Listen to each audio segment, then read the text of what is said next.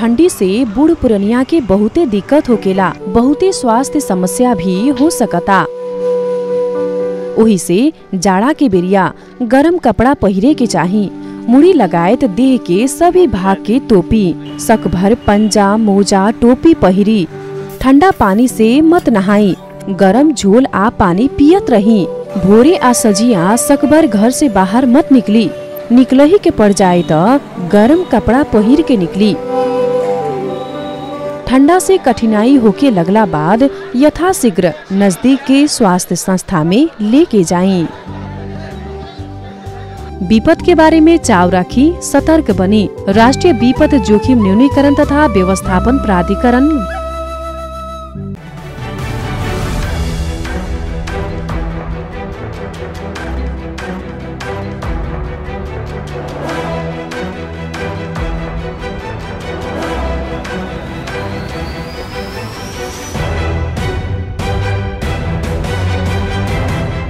दर्शकवृन्द नमस्कार। कार्यक्रम सुरक्षित नेपालको नयाँ श्रृङ्खलामा यहाँलाई हार्दिक स्वागत छ। म किशोर नेरोला। राष्ट्र विपद जोखिम न्यूनीकरण तथा व्यवस्थापन प्राधिकरण र नेपाल टेलिभिजनको संयुक्त प्रस्तुति कार्यक्रम सुरक्षित नेपालमा हामीले नेपालमा हुन सक्ने र जान सक्ने प्राकृतिक र गैर प्राकृतिक विपदबारे यहाँलाई जानकारी दिँदै क्षति न्यूनीकरणका लागि प्रयासस्वरूप हामीले कार्यक्रम निर्माण गर्दै आएका छौँ। साथसाथै प्राधिकरणका हप्ताभरिका गतिविधि समेत कार्यक्रममा चर्चा गर्दै आएका छौँ। आजको श्रृङ्खलामा हामीले शीतलहरको विषयमा विशेष रूपमा कुराकानी गर्दैछौँ। जाडो मौसम सुरु भएसँगै तराईका जिल्लाहरूमा यति बेला शीतलहरका घटनाहरू बढ्न थालेका छन् र मुख्य गरी पहाडी क्षेत्रमा पनि हिमपात र हिम पहिरोका घटनाहरू बढ्न थालेका छन्। जलवायु परिवर्तनको कारणले गर्दाखेरि नेपालमा यस वर्ष पनि शीतलहर र हिमपातका घटनाहरू बढ्न सक्नेतर्फ विज्ञहरूले सुझाव पनि दिइरहेका छन्। यसका लागि राष्ट्र विपद जोखिम न्यूनीकरण तथा व्यवस्थापन प्राधिकरणको तर्फबाट स्थानीय तह र जिल्ला स्थित जिल्ला विपद व्यवस्थापन समिति मार्फत आम नागरिकहरूलाई विपदमा विशेष चनाखो हुनको लागि आग्रह समेत गरिएको छ। कार्यक्रमको सुरुवातमा यसै सम्बन्धमा तयार पारेको विशेष रिपोर्ट प्रस्तुत गर्दैछौँ।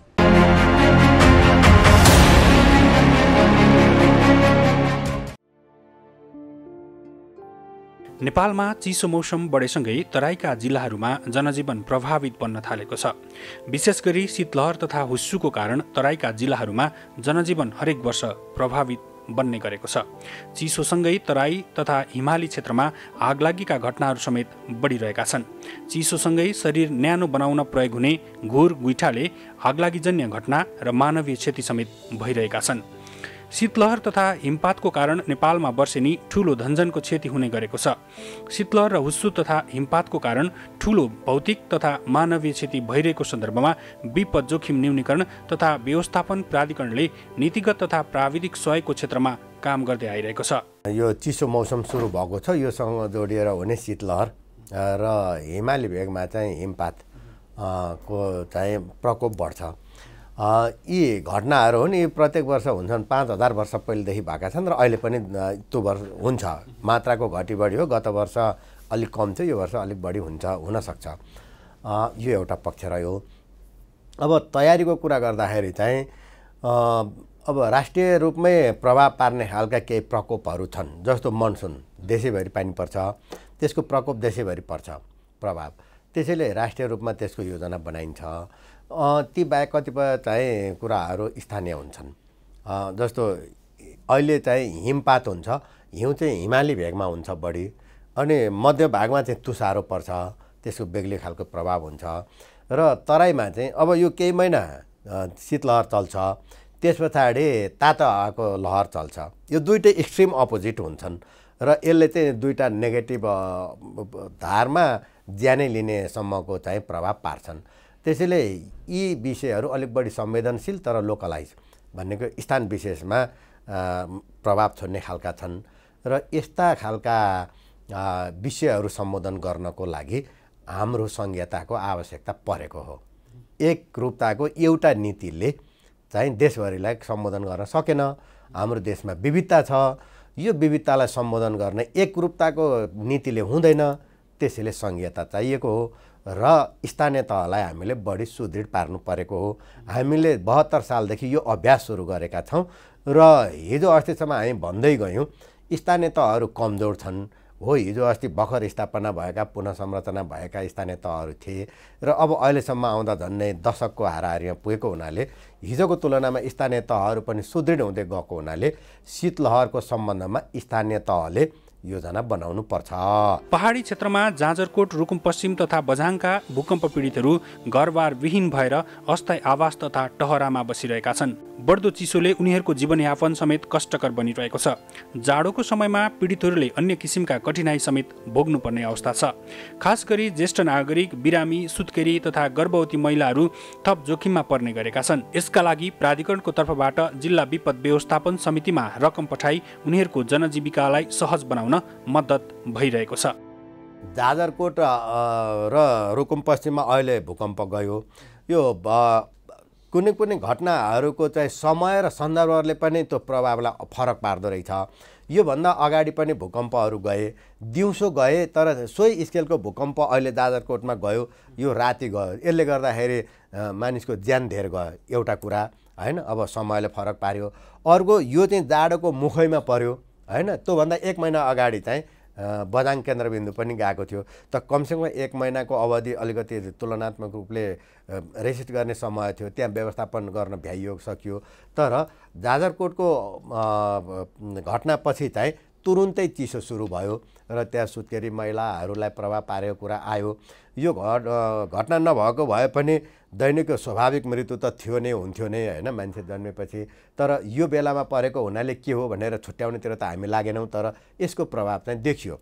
अनि अब यसलाई सम्बोधन गर्न राज्यले चाहिँ औसत लाग्ने समयभन्दा बढी योगदान गर्नु पर्यो, गर्यो।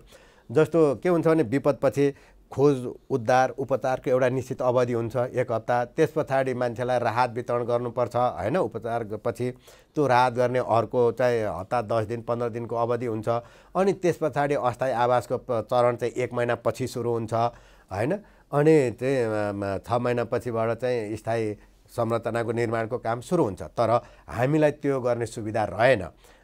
यो कारणले हामीले चाहिँ खोज, उद्धार र राहत 17 गते राति घटना भयो, 18 गते हुँदा दिनभरिमा खोज, उद्धार र उपचार सक्यौँ। सँगसँगै राहतको काम त्यही दिनबाट थाल्यौँ। यता राहत चलिरहेको थियो, राहतको कार्यक्रम सकेपछि अनि हामी अस्थायी आवासकोमा जानुपर्ने थियो। तर त्यसको लागि महिना दिन पछिबाट सुरु हुन्छ। अन्तर्राष्ट्रिय स्तरमा हेऱ्यो भने नि हाम्रो विगत हेऱ्यो भने त 6 महिना पछिको इतिहास छ होइन। तर हामीले चाहिँ यता त्यो राहतको चरण चलिरहेको थियो, त्यही बिचमा चाहिँ अस्थायी आवासको चरण पनि सुरु गऱ्यौँ। त्यसका लागि बजेट विनियोजन गर्ने, बजेट खोज्ने, अस्थायी आवास निर्माण कार्यविधि तयार गर्ने, परिमार्जन गर्ने, यसको बारेमा पर्याप्त कम्युनिकेसन गर्ने, तल चाहिँ सञ्चार गर्ने, अभिमुखीकरण गर्ने लगायतका कामहरू चाहिँ सल्लाह सुझाव लिने र त्यो अनुसार परिमार्जन गर्ने काम सँगसँगै गऱ्यौँ, एकदम शीघ्रताका साथ गऱ्यौँ।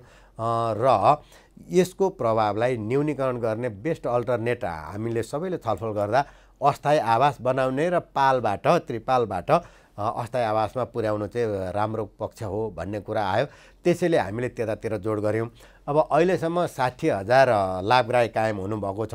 अब मलाई लाग्छ जसको घर बनाउनु पर्थ्यो उहाँहरूले अहिलेसम्म त निवेदन दिइसक्नुभयो, दिनुभयो। यो 60,337 चाहिँ अब अहिलेको अस्थायी आवास बनाउनु पर्ने सङ्ख्या हो भनेर हामी मान्न सक्छौँ। यो मध्ये चाहिँ धेरैले यो लाभग्राही पनि कायम हुनुभयो। अब 16,000 घर त बनिरहेका छन् हिजोसम्ममा होइन। र यी अरूले पनि पैसा पाउने सुनिश्चित भइसकेका छ। सरकारले केन्द्रबाट पनि पठायो, स्थानीय पालिकासम्मै पुगेर पैसा बसिरहेको छ। तर घर बनाउन सम्झौता गरेपछि पहिलो किस्ता र थालेपछि दोस्रो किस्ता पाउने जुन सजिलो प्रबन्ध गरिएको छ, यति सजिलो चाहिँ काम सुरु गर्ने बित्तिकै उहाँहरूले पैसा पाउनुहुन्छ। अहिले 16,000 घर बनिरहेका छन्। त्योमध्ये धेरै 10-12 हजार घर त लगभग तयारीको चरणमा पुगिसकेका छन्। र अब यसबाट चाहिँ यो चिसोको प्रभावबाट बचाउन सकिन्छ भन्ने ठानेर यो काम सुरु गरिएको हो। मलाई लाग्छ यो केही दिनमा सम्पन्न हुन्छ। चिसो मौसममा कोठा तातो बनाउन आगो ताप्दा निसासी र मृत्यु तथा घाइते हुने, आगलागी भएर धनजनको क्षति हुने समेत गरेको छ। जाडोको समयमा आगलागीका घटनाहरू समेत बढ्ने गरेका छन्।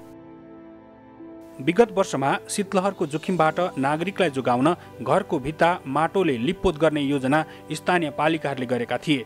शीतलहरबाट जोगिन यो पनि एउटा विकल्प हुन सक्ने देखिन्छ। तत्काल राहतका लागि न्यानो कपडा वितरण तथा चिसोबाट बचाउन अन्य वैकल्पिक व्यवस्था गर्न स्थानीय विपद व्यवस्थापन समितिलाई प्राधिकरणले अनुरोध समेत गरेको छ। संविधान कानुनमा भएको र व्यवहारमा पनि उपयुक्त भएको कुरा के भने स्थानीय तहहरूले तथ्याङ्क व्यवस्थापन सम्बन्धी जिम्मेवारी, राष्ट्रिय जनगणना, कृषि गणना लगायतको राष्ट्रिय तथ्याङ्कको कुरा गर्दा हाम्रो तथ्याङ्क कार्यालय छुट्टै छ, त्यो बेग्लै विषय भयो। तर यो चाहिँ आवधिक रूपमा 10 वर्षमा हुने गर्छ। तर नियमित रूपमा तथ्याङ्क सङ्कलन गर्ने, त्यसलाई अपडेट गर्ने जिम्मेवारी चाहिँ स्थानीय स्वायत्त शासन सञ्चालन ऐन 74ले नै दिएको छ र संविधानले पनि स्थानीय तहलाई दिएको छ। त्यसैले स्थानीय तहसँग यो विषयमा योजना बनाउन र यो सम्बोधन गर्न पर्याप्त तथ्याङ्क छ, हुनुपर्छ, छैन भने जम्मा गर्नुपर्छ। अब दोस्रो कुरा। तेस्रो कुरा म यहाँ जोड्दै जान्छु। के छ त अहिले तथ्याङ्क भन्दाखेरि स्थानीय तहलाई थाहा छ, आफ्नो उहाँहरूको स्वास्थ्य शाखा छ, आधारभूत स्वास्थ्य र शिक्षा चाहिँ स्थानीय तहको जिम्मेवारीमा गइसकेको छ। उहाँहरूले आफै व्यवस्थापन गर्नुहुन्छ, आफै कर्मचारी सरुवा नियुक्ति लगायतका सारा कुरा गर्नुहुन्छ। अनि स्थानीय तहको त्यो स्वास्थ्य शाखालाई के थाहा छ भने अहिले उसको स्थानीय तहमा कुन वडामा कतिजना महिला गर्भवती छन् र तिनीहरूको चाहिँ महिना कुन हो, कुन महिनामा शिशु जन्मिन्छ, त्यो तथ्याङ्क छ, हुनै पर्छ। किनकि त्यसका लागि कानुनमा व्यवस्था, संविधानले अधिकार दिने, कानुनले जिम्मेवारी दिने र आवश्यक यो दशकसम्म स्रोत दिने र अनि तालिम दिने, यसका लागि दिने कामहरू गरिसकेका छ। अब मेच्योर भयो। त्यसैले उहाँहरूसँग यो शीतलहरको सुरु हुँदैछ। शीतलहरले चाहिँ प्रभाव सबैलाई पार्छ, तर सहयोग सबैलाई चाहिँदैन। किनभने 100%लाई चाहिँ चाहिँदैन नि। त्यहाँ त आफ्नो संरक्षण आफै गर्न सक्ने वर्ग पनि हुनुहुन्छ, अनि कमाइ धमाइ गर्ने वर्ग नि हुनुहुन्छ। नसक्ने केही सीमित वर्गलाई राज्यको सहयोग चाहिन्छ। त्यो सहयोग स्थानीय तहले दिनुपर्छ। कसलाई चाहिन्छ भन्दा सुत्केरीले चाहिन्छ, अनि गर्भवतीलाई चाहिन्छ, शिशुहरू बालबालिकाहरूलाई चाहिन्छ, अनि दीर्घ रोगी र ज्येष्ठ नागरिकहरूलाई यो सहयोग चाहिन्छ। यी कति छन् भन्ने डाटा स्थानीय तहसँग छ। प्रत्येक महिना भत्ता दिएको छ अपाङ्गलाई, ज्येष्ठ नागरिकलाई, अनि विधवालाई। त्यसैले यी को हुन् भनेर स्थानीय तहलाई थाहा छ। त्यो कसलाई दिएको छ स्वाट डाटा झिकेर राख्नु पर्यो एकातिर, एक नम्बर। त्यस पछाडि अर्को कुरा, स्वास्थ्य शाखामा चाहिँ तथ्याङ्क छ अहिलेसम्म कति गर्भवती छन्, कुन महिनामा कुन समयमा कति चाहिँ शिशु जन्मिँदैछन् भन्ने तथ्याङ्क आजै छ। यसका लागि चाहिने साधन, स्रोत, सिप सबै सरकारले दिएर, सङ्घीय सरकारले दिएर त्यो वातावरण बनाइसकेका छ। उहाँ राख्नु पर्थ्यो। यदि छैन भने त्यो अपवाद होला, तर छ। किनभने यति कुरा गरिसकेको पछि त्यहाँ छ। यो तथ्याङ्क पनि साथमा राख्नु पर्यो सँगसँगै। अब यो बाहेक 11 महिनाभित्रमा र अहिले त 19 महिनाभित्रमा खोप लगाइसक्नुपर्ने सेड्युल बनाएर महिला स्वयंसेविका र स्वास्थ्य कर्मीहरू चाहिँ खोप चलाउनुहुन्छ। त्यहाँ भनेपछि कुन दिन कसलाई खोप दिने भन्ने पनि सूची छ। भनेपछि हाम्रा 11 महिना मुनिका कति छन्, 19 महिना मुनिका कति छन् र तिनीलाई कुन दिनमा खोप लाउने भन्ने तथ्याङ्क छ। भनेपछि यो तथ्याङ्क पनि स्थानीय तहसँग छ। अब यति तथ्याङ्क राख्नु पर्यो। अब यी मध्ये कतिजना चाहिँ आफूले आफैलाई संरक्षण गर्न सक्ने अथवा परिवारले संरक्षण गर्न सक्ने छन्, त्यो पनि उहाँहरूलाई थाहा हुन्छ। र अब यी मध्ये कतिलाई सहयोग चाहिन्छ त? सबैलाई चाहिँदैन। यति मध्ये कतिलाई चाहिन्छ, त्यतिलाई के चाहिन्छ? न्यानो लुगा हो कि पोसिलो खाना हो कि हैन? खाना नपाउने भए पोसिलो खाना दिनु पर्यो। अब वस्त्र नै नभएको खाले पर्ने भयो भने न्यानो लुगा दिनु पर्यो। अथवा सामुदायिक रूपमा कुनै एउटा बस्तीभित्र यस्तो पर्न गएछ भने त्यहाँ चाहिँ दाउरा दिएर अलिकति उ गर्ने पनि हाम्रो परम्परा नै छ। गरिआएका पनि छन्, स्थानीय तहहरूले यो कुरा गरिआएका पनि छन्। यो कुराहरू गर्नु पर्यो। र अब यो चाहिँ योजना बनाउने र यसलाई चाहिँ कार्यान्वयन गर्ने जिम्मेवारी स्थानीय तहमा छ। यो सँगै विपद जोखिम न्यूनीकरण तथा व्यवस्थापन ऐन 2074 तथा प्रकोप पीडित उद्धार तथा राहत सम्बन्धी मापदण्ड 2077 बमोजिम जिल्लामा जिल्ला विपद व्यवस्थापन समितिको निर्णयअनुसार विपदमा परेकालाई राहत उद्धार प्रदान गरिदिएको छ। शीतलहर तथा चिसो प्रभावित विपन्नहरूको पहिचान तथा राहत प्रदान सम्बन्धी मापदण्ड 2070 अनुसार स्थानीय पालिकाहरूले सम्भावित परिवारको तथ्याङ्क सङ्कलन गरेर सिरेटो छिर्ने घरहरूको भित्ता लिपपोत गर्ने, काठका बाकलहरूको प्रयोग गर्ने, प्लाई फर्महरूको प्रयोग गरी भुइँलाई न्यानो बनाउने लगायतका कार्य गर्न सक्दछन्। अब यसमा चाहिँ जनचेतना सबभन्दा ठुलो कुरा हो। अब युगौँदेखि शीतलहर चल्छ, हामीलाई त्यसले प्रभाव पार्छ, तर पनि के गर्यो भने बचिन्छ भन्ने ज्ञान चाहिँ अझै कमी रह्यो। किनभने बिचमा हाम्रो अशिक्षा अन्धकारका बाटोबाट हामी यहाँसम्म आइपुग्दैछौँ। त्यसैले हामीले चाहिँ जनचेतनामूलक सामग्री उत्पादन गरेर हाम्रा सामाजिक सञ्जालहरूभित्र त्यसलाई पर्याप्त राखेका छौँ। अब अहिले सामाजिक सञ्जाल नचलाउने अपवादै मान्छेहरू हुनुहुन्छ, त्यसैले त्यो हेरिदिन अनुरोध गर्छौँ। यो बेलामा न्यानो कपडा लाउने, न्यानो खानेकुरा खाने, पोसिलो खानेकुरा खाने, झोलिलो खानेकुराहरू अलिक बढी खाने, यी कुराहरू गर्नुपर्छ। यीसँग सम्बन्धित चाहिँ हाम्रा सामग्रीहरू हाम्रा सामाजिक सञ्जालहरूमा पर्याप्त रूपमा पाउन सकिन्छ। यो चाहिँ केन्द्रले गरि पनि आएको छ र स्थानीय तहहरूलाई अघि मैले भने जस्तो योजना बनाउनका लागि खाका दिने, त्यसमा चाहिँ उहाँहरूले आवश्यक ठान्नुभयो हामीलाई यसमा सहयोग गरिदिनुहोस् भन्नुभयो भने हामी त्यो प्राविधिक सहयोग गर्न पनि तयार छौँ। अब यो अर्को पक्ष पनि रह्यो र यो बेलामा शीतलहर एउटा प्रकोप हो, यसले एउटा विपद ल्याउन सक्छ र यो शीतलहरबाट बच्न अवलम्बन गरिने विधिका कारणले असावधानी भयो भने अर्को प्रकोप आउँछ र अर्को विपद पनि आउन सक्छ। जस्तै आगलागीका दुर्घटनाहरू हुन सक्छन्, आगो ताप्ने, घुर ताप्ने लगायतको चाहिँ यो स्वाभाविक कुरा हो, यो गरिन्छ। तर यो गर्दा हामीले सावधानी अपनाएनौँ भने यो शीतलहरको प्रकोप एकातिर छ, अर्को प्रकोप अर्कातिर पनि आउन सक्छ। यो विषयमा पनि चनाखो बनाऊँ। यो चाहिँ अब राष्ट्रिय रूपमा पनि हामीले मिडियामा राखेका छौँ र स्थानीय तहहरूले पनि यी सम्बन्धी सामग्रीहरू उत्पादन गर्ने र यसलाई प्रसारण गर्ने काम चाहिँ गर्दै आउनुभएको छ। तराईका सबै जिल्लाहरूमा 25-25 लाखका दरले पहिले नै हामीले पैसा पठाइसकेका छौँ। प्रत्येक जिल्लामा 25-25 लाख रुपियाँ विपद व्यवस्थापन कोषमा छ। अनि प्रमुख जिल्ला अधिकारीहरूलाई के कस्तो परिस्थितिमा कसरी राहत उपलब्ध गराउने भन्ने मापदण्ड पनि उपलब्ध गराइएको छ। त्यो मापदण्डमा परिमार्जन गर्नुपर्ने अहिले अवस्था छैन, किनभने पहिल्यै त्यो निकै लामो अभ्यास अनुभवका आधारमा तयार पारिएको छ र त्यही आधारमा उहाँहरूले राहत उपलब्ध गराउनुहुन्छ। यो एउटा पक्ष छ। स्थानीय तहहरूमा पनि विपद व्यवस्थापन कोष हुनुपर्ने व्यवस्था छ ऐनमा नै र पहिला सुरुमा टोकनको रूपमा थोरै राख्नुहुन्थ्यो। यसको चाहिँ मर्म धेरैलाई जानकारी भइ नसकेको अवस्था थियो। अहिले त्यो कोषमा रकम पनि वृद्धि गर्दै लानुभएको छ र त्यो कोष सञ्चालन गर्ने आफ्नै कार्यविधि पनि लगभग धेरै स्थानीय तहहरूले बनाइसक्नु भएको छ र त्यही कार्यविधिको आधारमा स्थानीय तहले पनि यसलाई सम्बोधन गर्नुहुन्छ। त्यसैले मलाई लाग्छ विगतको तुलनामा यो वर्ष यो शीतलहरको व्यवस्थापन स्थानीय तहको सहभागिता बढेका कारणले अलिक बढी प्रभावकारी होला भन्ने चाहिँ अपेक्षा पनि राखेको छु।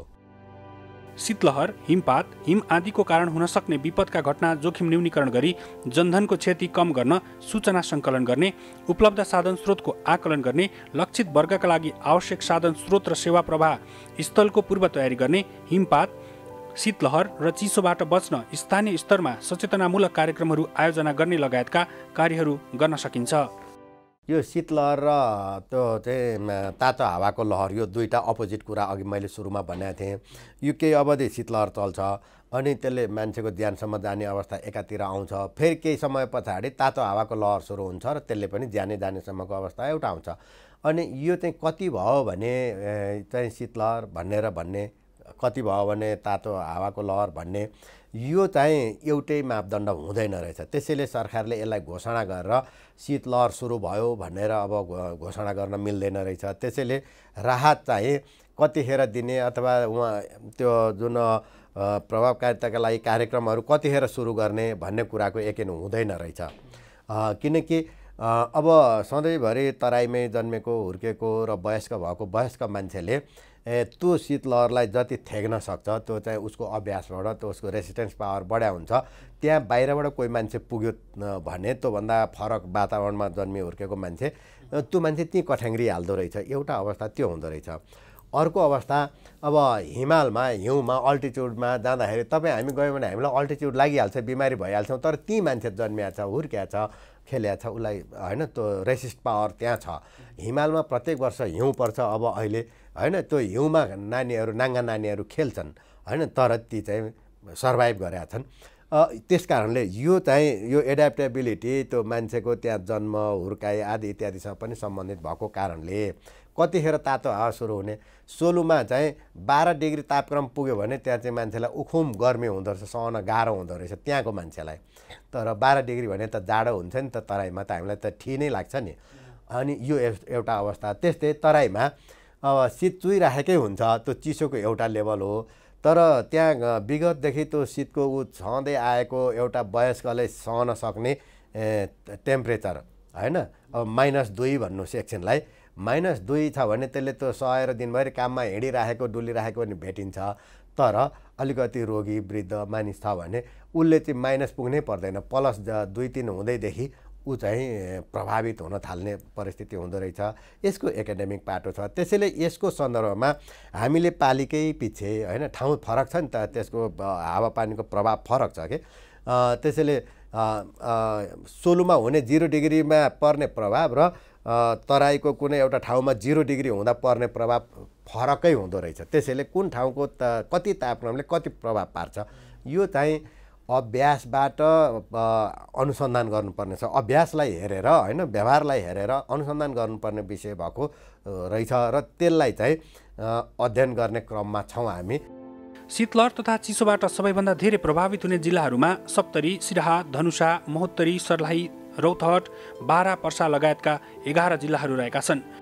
संविधानमा एकल अधिकारमै राखेको छ विपद व्यवस्थापन। विपद व्यवस्थापन भनेको न्यूनीकरण, व्यवस्थापन र पुनर्निर्माण पछि तिनै तहमा पर्छ। साझा सूचीमा पनि यही भनेर राखेका छौँ। तर सङ्घ र प्रदेशको मात्रै 2टाको साझा अधिकारमा चाहिँ रेस्पोन्स, उद्धार, खोज उद्धार र राहत मात्रै राखेको छ भनेपछि जुनसुकै एङ्गलबाट परिभाषा गरे पनि यो विपद व्यवस्थापन चाहिँ स्थानीय तहमै राखेको छ। एउटा कुरा। अर्को यो भनेर पन्छिने विषय होइन, पन्छिन खोजेको होइन। उहाँहरूलाई क्षमता बढाउनको लागि चाहिने सम्पूर्ण सहयोग चाहिँ गरिराखेकै छ, सङ्घले गर्नुपर्छ, गरेको छ।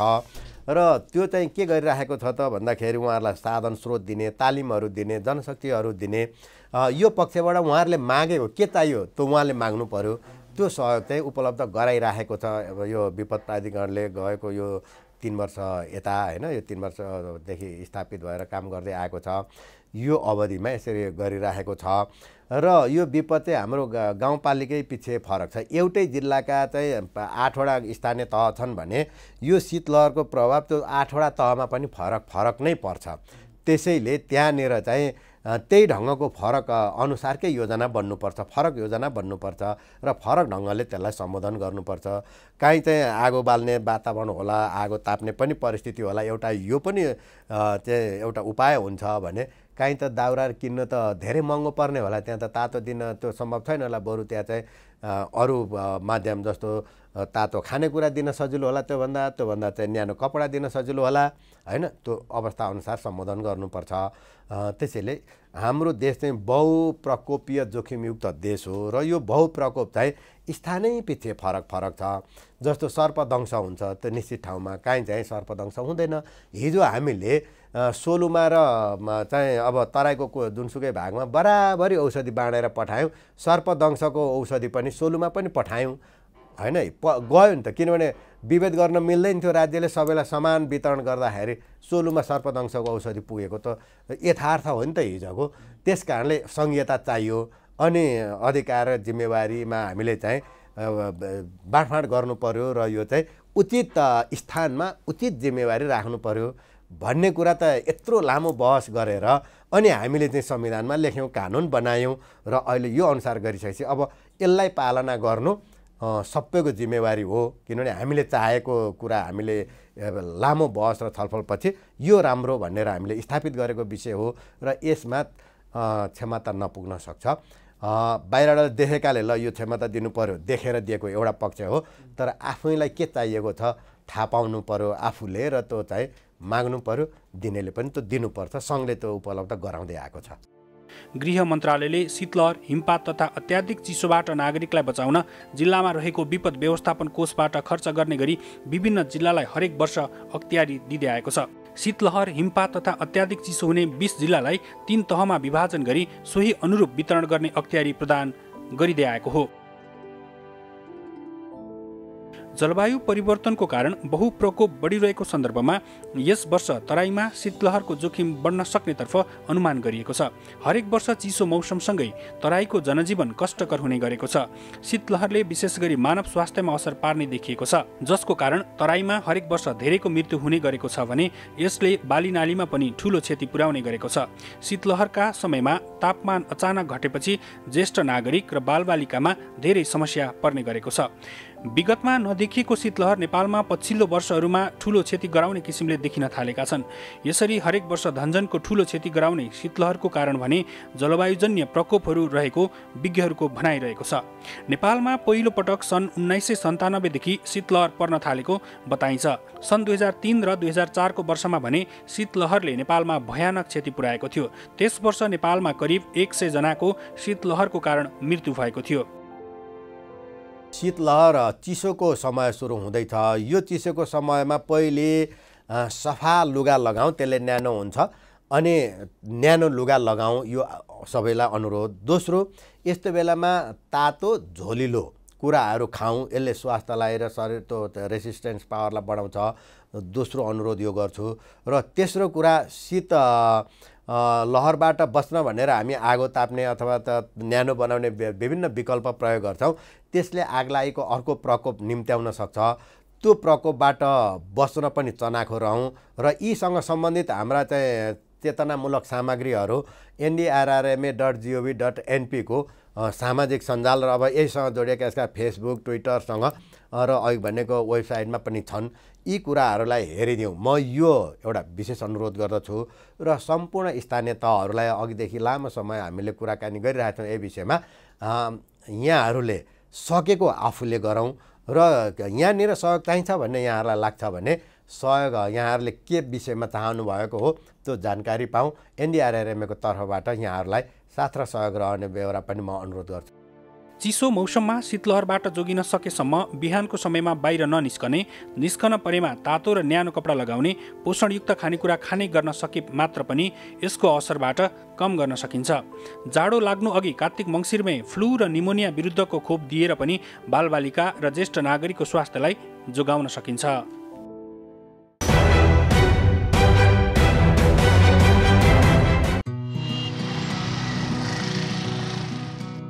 चिसो बढ्नु तथा शीतलहर सुरु हुनुसँगै मधेस तराईका जिल्लाहरूमा घुर ताप्ने गरिन्छ। यसरी घुर ताप्दा आगलागी भएर जनधनको क्षति समेत हुने गरेको छ। घुर ताप्दा घुर बलिरहेकोपट्टि ढाड फर्काएर नबसौं। यसरी बस्दा लुगामा आगो सल्कन सक्छ। घुर ताप्दा नाइलन तथा सिल्कको कपडा तथा सजिलै आगो टिप्ने लुगाहरू लगाउनु हुँदैन भने राति घुर बालेर सुत्नु हुँदैन। गाई वस्तुलाई पनि न्यानो बनाउनका लागि घुर बाल्ने प्रचलन छ। तर यसरी घुर बाल्दा आगलागी हुन सक्ने हुँदा गोठमा घुर नबालौं। घुरको विकल्पमा न्यानो कपडा लगाउनका लागि यसको जोहो गर्ने गरौं। हरेक वर्ष घुरका कारण घर तथा गोठमा आगलागी हुने र मानिसको मृत्यु समेत हुने गरेको छ। त्यसैले समयमै सावधानी र सचेतता अपनाऊ। विपदबारे चासो राखौं, चनाखो बनौं। राष्ट्रिय विपद जोखिम न्यूनीकरण तथा व्यवस्थापन प्राधिकरण, सिंहदरबार, काठमाडौँ।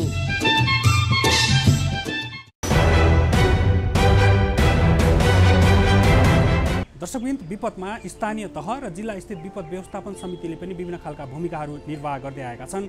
संविधानमा एकल अधिकारको रूपमा रहेको विपद व्यवस्थापनको पाटोमा विशेष गरी स्थानीय तहले यसमा बढी भूमिका खेल्नुपर्ने देखिन्छ भने शीतलहर जस्ता विपदबाट जोखिम न्यूनीकरण गर्नको लागि स्थानीय पालिकाले कार्यविधि र कार्य योजना बनाएरै अगाडि बढ्नुपर्ने देखिन्छ। हस्त दर्शकवृन्द, आजको श्रृङ्खलाबाट हामी सबै बिदा चाहन्छौँ। अर्को साता नयाँ विषयवस्तुका साथ यहाँहरूमाझ उपस्थित हुने नै छौँ। त्यतिन्जेल यहाँहरू नेपाल टेलिभिजन हेर्दै गर्नुहोला। नमस्कार।